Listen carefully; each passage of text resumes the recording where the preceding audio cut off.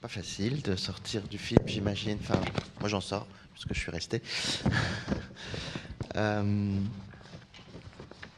alors en le revoyant, moi je l'avais pas revu. Euh, alors en le revoyant, il y a quelque chose, et je rebondirai un petit peu sur la question qui a été posée tout à l'heure, sur la question du son, puisqu'on on a vraiment l'impression que c'est c'est presque un des guides du montage. Il y a un rapport, alors le son sonore, puis il y a dans les durées, le son devient une espèce de plus de rythmique, voire une musique, de musicalité.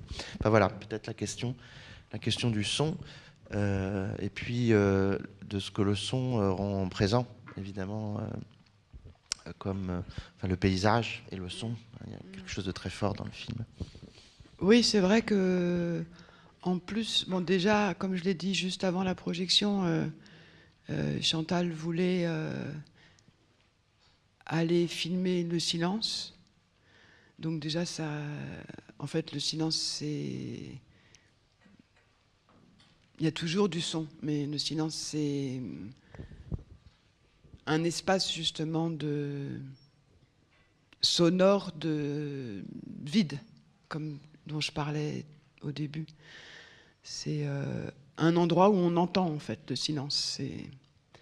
Et dans ce silence-là, c'est ce silence-là qui pour elle était angoissant et renfermait toute l'histoire du sud des États-Unis et du racisme en général. Et en plus, il se trouve que pendant le montage du film, on a beaucoup écouté la chanson que j'imagine que vous connaissez, qui s'appelle Strange Fruit de Billie Holiday, et qui donc est une chanson qui décrit ces étranges fruits qui pendent des arbres et qui sont en fait les pendus du Ku Klux Klan, enfin les corps des Noirs qui... Et donc on écoutait beaucoup cette chanson et avec peut-être l'idée qu'elle serait dans le film, mais en fait on l'a jamais essayé et c'est comme si cette musique nous a accompagnés, nous a guidés, mais en fait elle n'a jamais été mise véritablement dans le film. Et comme on s'est dit après, il n'y a pas Strange Fruit, mais il y a un arbre, et pas seulement un arbre, il y a 2 arbres, et il y a 3 arbres. Et dans ces arbres-là sont renfermés ces arbres-là évoquent cette chanson et ces images. Ce qui est très beau là, ce que je savais pas, mais quand tu m'en avais parlé, donc j'ai revu le film avec cette question évidemment des arbres et de la chanson de Billie Holiday. C'est justement qu'on a l'impression, ce qui a peut-être guidé aussi une partie du montage, c'est de faire apparaître la chanson sans qu'elle y soit. Oui, voilà, oui, il y a Voilà. quelque chose comme ça. Oui, mais en même temps, encore une fois, on ne s'est jamais vraiment dit exactement ça. Mais par contre, la chanson était en nous. Elle faisait partie justement de cette terre labourée du montage. Et,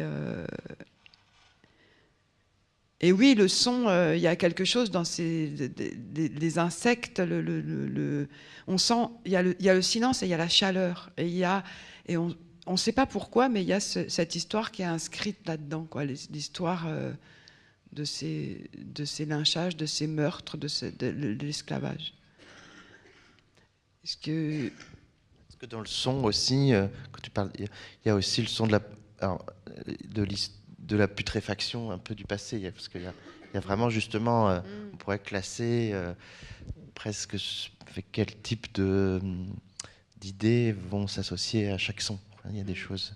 Et il y a vraiment un moment, un plan sonore qui est vraiment carrément de putréfaction. Alors j'imagine que c'est. Enfin, après, c'est évidemment pas la question, c'est une remarque de Ouais. dire pourquoi on va pas se poser les questions comme ça, mais c'est vrai que ça a été très impressionnant pour moi de revoir le film au son. Voilà. Mais j'espère que ça met quelque chose de plus concret dans ce rapport à la matière dont je vous parle depuis ce matin. Euh, En fait, là, par exemple, le film, on peut dire qu'il est construit sur une dialectique passé-présent, enfin, un lien passé-présent. Et ce qui est filmé au présent évoque le passé.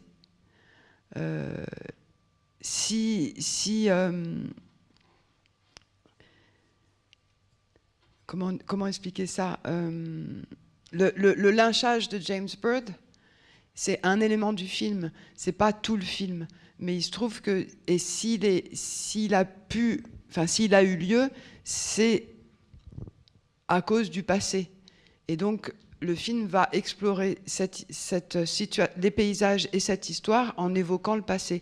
Par exemple, et tout ça évoque le passé. Notre histoire à tous, c'est l'histoire plus généralement de l'humanité. Et quand par exemple, Chantal filme les prisonniers, c'est une image du présent, mais c'est une image qui, associée au champ de coton, évoque les esclaves qui ramassaient le coton. Parce qu'on a tous la même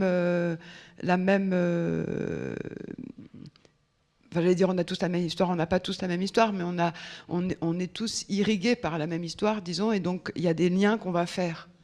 Voilà, c'est comme ça que je pourrais